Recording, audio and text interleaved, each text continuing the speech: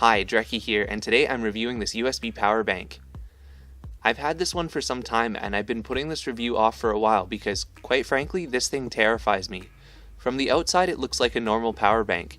There's a USB input, a 1 amp output, and a button that lets you see how much is left in the power bank. As you can see right now, it's quite low. So the first thing I'm going to do here is I'm going to put down my safety towel, and while I'm doing that, I'm going to tell you a story. So I got this thing from an Amazon seller early last year, and I was expecting it to be more or less a normal power bank, so I didn't really read the packaging or anything. Let's just press and hold this button on the side here, and as you can see, the lights are going red.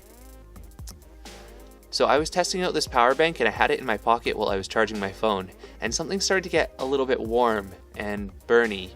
Warm and burny do not get along with lithium ion batteries at all. So let's just take a look at the temperature of this thing here real quick now. And then focus here. Okay, so my towel is 20 degrees Celsius, and this power bank is 45 degrees Celsius. That's not good, right? Okay, well, let's just give it a moment and see what happens.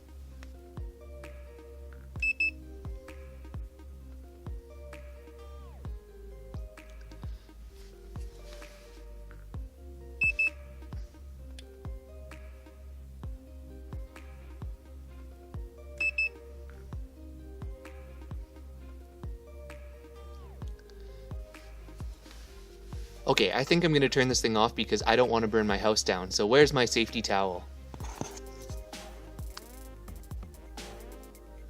Oh, wow, that's hot. Ow, I can still barely even pick it up. So I probably should have read the packaging before I tried to use this battery bank, because it turns out that this thing has a built-in hand warmer.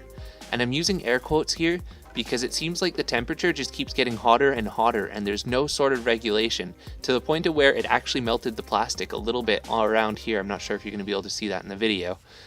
So I mean, I can barely even touch it right now. It was up around 69, 70 degrees Celsius when I measured it the last time before I turned it off. Right now I can barely hold it with my hands, so who would invent something like this? Well, it does warm up your hands, I guess, but it's more like a hand burner than a hand warmer. So now that it's cold, I want to destroy this thing before it can hurt anyone or burn anyone else's clothes. So let's pull it apart and see what sort of protection the battery has from this intense heat that it creates.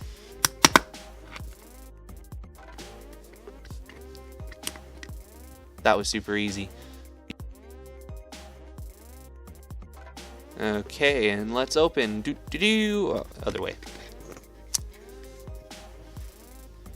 So here's what the circuit board looks like inside.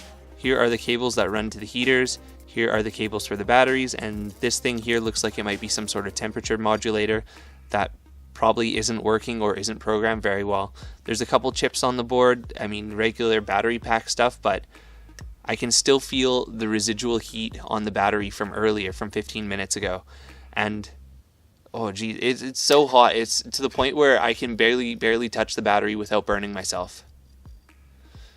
Quite frankly, this thing is dangerous and potentially deadly. A lithium battery explosion can cause a huge fire. These things do not get along with heat, and obviously there's not enough protection because the only insulation between the heater and the battery is this thin little plastic sheet, and that's not doing jack shit. Like, this thing could burn down a house. Quite frankly, I don't know who thought this is a good idea, because this is going to injure someone sooner or later, and I don't want to be there when it happens, so I'm going to destroy this thing. It's never going to see the light of day in my house again. Thank you for watching. Like, share, subscribe, whatever. I appreciate it all. The crazy thing is, someone had to have said to someone else at some point, I think this is a good idea.